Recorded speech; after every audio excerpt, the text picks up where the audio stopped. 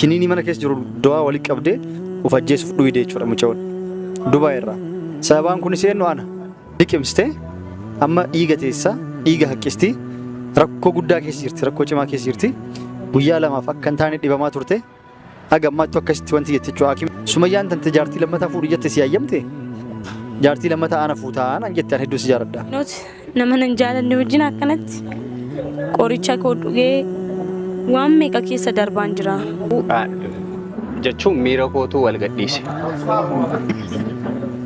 nuti irra deddeebiidhaanis moor kan namnis piraankiin xiqqoo hawaasa biratti uummata lolchiisee uummanni waan biraa keessatti seenee maal hamma nuu bilbilee kos bilbilanii hojii akkanaatti maaliif hojjetta waan akkasii maaliif gootan hamma jechuutti kan ga'ame kan uummata xiqqoo lolchiisee piraankiisa kanadha. Jalaas baasee baga waan kanarraa haftee too jechuu baadhee natti tola garuu eega uumameetii homaa gochuun hin danda'amu. Taas jirtu homaan taatu maatii ofii bira jirti. Tafagoo jiraattee fagoo callistee nama jaalattuun biyya Oromoo keessatti mana namaa keessatti osoo haa taate rakkoo guddaa waan kana taatee isaanii osoo hin beekin uummata Arabaatti ajjeesifaa jechuu danda'an. Isiin garuu rabbi sii fayyisee na himtee iccitii kana hundaa namni bira jiru akkasitti na hime booyaa osoo immaan ganne xunaa wajjaa soofte an amanuu dadhabe wallahi dur waan nakii jiru hundasee garuu tolchee isii amanaa akka isiin dhugaan gootullee jechuudha. Maaliif akkaataa isiin duraan itti na wajjin haasoftu irraa beekaa jechuudha. Inni waan akka taatu fayyiti. Ati soottaa sooftu bakka kanarraa fagaataa sa'i hanga dubartoota jaalala qabsu. Waa isii godheeti miti. Ani ijoollee hedduu na dubbisan. Warri YouTube narraa bitatus, warri online network marketing wajjin dandeenyee na dubbisanis, warri waan adda addaa na gaafatuuf naan mari'achuuf, warri chaanaal adda addaa sirreessuuf wal quunnamnus hedduu jira jechuudha. Waa hedduu sirreessaa fi waa hedduu nama haga dandeenye ni gargaara. Gorsallee yoo ta'e haga danda'u ni gargaara. Kanaaf namni hedduu haala kanaan na dubbisa. Kana dubbisan keessaa ijoollee hedduu dubbisa. Na amantanii na amanuu baattanii yeroo waan kana haasofnu an ka haasa'u waan biraati. Yoo xiqqaate yoo namni 15 na dubbise lamaa sadii keessaa yoo fedhe waan jaalalaa nakkaasa. Wallaahi na amantanii na barbaadtanii waan akkasii faan akkaasanii mucayyoo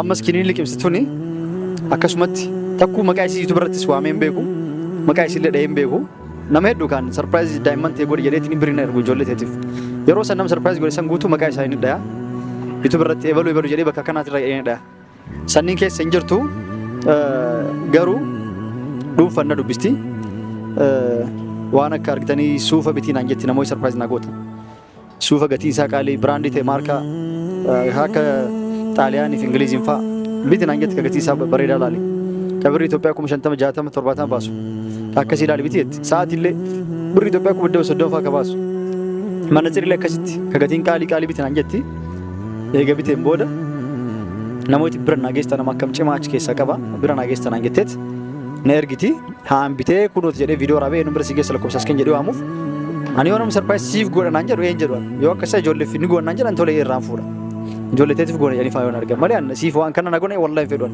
hin barbaadu hindi dallee nama hedduu jechuudha.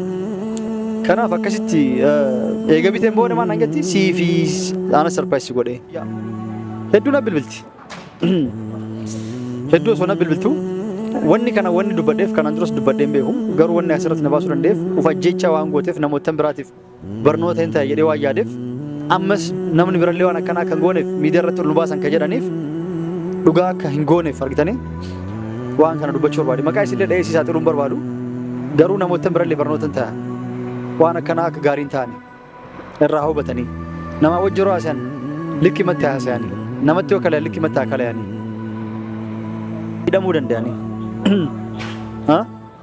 Kanaaf nama intaanit kalayanii nama isaan hin jaalanne fakkeenyaaf yoo ani jaalati isiin na jaalattee qof faayidaa ta'e kan qabu yoo sila anis jaaladhee irra bareeda kanaaf osoo akkas gootu mucaan tun kana keessa maal jetti eegaan piraankii kana dalageen booda piraank kana eegaan dalagee booda argiteet Sumayyaan Oromoon aan ayyamtu Abashaan aan ayyamtu Itoophiyaan nama Itoophiyaawiin aan ayyamtuuti Araba malee aan jettee turte kunu amma ayyuun fudhattee itti maramaa jirta karaa gubbatti qaqqabda karaa gubbaa dhungata karaa gubbaa sukuumta kana garaana gubee dirqiti isii tasgabbeessee eega hayyama isii kenne booda isiniif dhufe jechuudha eega hayyama isii gaafadhe maqaa kan kennu waan kana uummata dabarsuu qaba dirqama isii tasgabbeessee gara araarfadhullee taatu araarfadhe jechuudha isilleen jaalala kanaati summii dhuudee jirti jechuudha.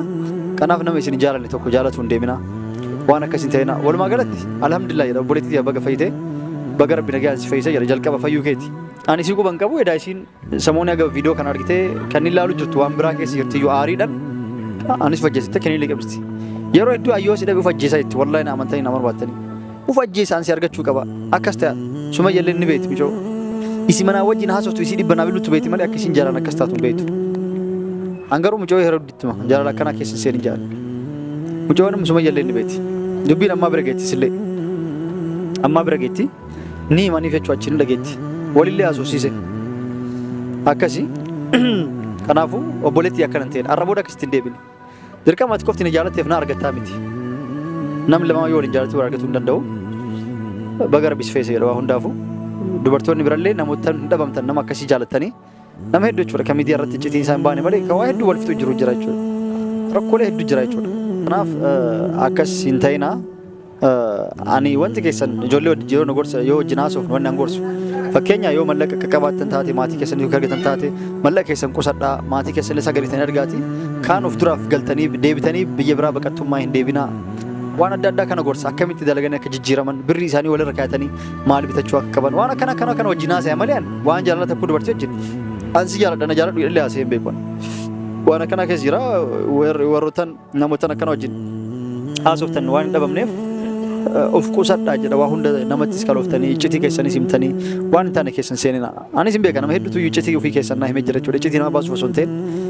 Shorrotan daawwattoota kiyya kanaaf isilleen akkuma isin himtetti tasgabbaayatis namoota birallee namoota akkana waan dhabamneef tasgabbaaya isin jedha.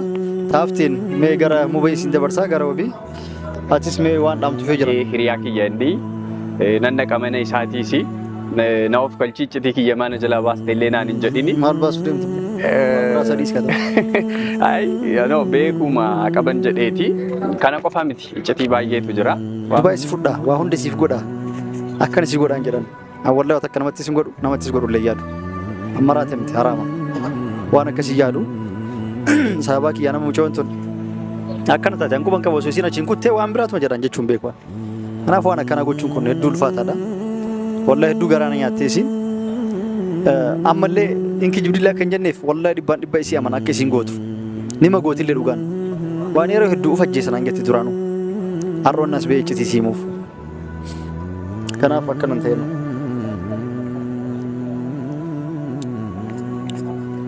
Anjaartii qaba. Kunis tasa uumame kan isillee waan birallee akkanatti dabaluu barbaadu. Kanaaf dubartii yeroo na wajjin haasoftan of qusadhaan na jaaladha illee dirqiin of hin jaalachiisin. Waan kanaaf na jaalatan illee hin beekuun. Namoota hedduus jechuu hin dandeettan. Ati waan maal taateef jaalatamtaa? Ati waan maal taateef tun si jaalalti immoo hin beekuun waan kanaan beekuun. Anallee yeroo ijoollummaa yeroo dubartii jaaladhee beeku ni beekan. Anis yeroo jaaladheetiin argitanii mucoo jaaladhu geegessee biraa deemu imaan akka narraa yaa'u jira nama iccitii kiyya beeku jira jechuudha. Jaalatti waan nama goone qabdu ittiin faradu ittiin murteessu badii daladan jedhee kanaaf maqaa isii dha'uun barbaadu waan kanallee kaasee waa'ee isii hayyamsati namootaan akka isaa isii beekanii fi bira jirtan illee yoo dhageettan maqaa isii komantii jalatti akka hin barreessine isin kadhadhaa maaliif waan itti dhagayamu maatiin illee yoo arge yoo dhagaye maal jedhaa beektan jechuudha. Waa isii binnu akkan isii goon nan kennaan.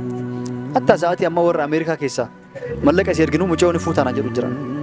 Mallaqaan si gargaara hagaati barbaadde si erginaan jedhan. Wallahi nam tokko tole hin jenne nam tokko irraan firu hin barbaadu jedhee.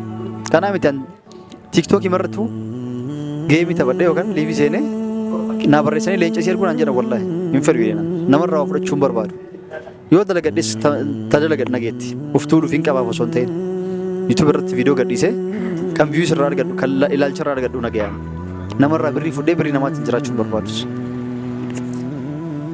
Kanaaf mucoo warraa guurtee egaa birrii si fayyitte jaalalti irraa si qabe akka hin jenne. Akkas isinii fakkaatu danda'a. Anuma takka hin barbaadu akka isin natti kennitu illee hin barbaadu irrallee fudhachuu hin barbaadu. Uffata biti waan akkana bibbiti. Waan akkana gatiin qaalii biti namaa nageessan hangatee na beeksiste kaatee sarpiraayisii godheetti.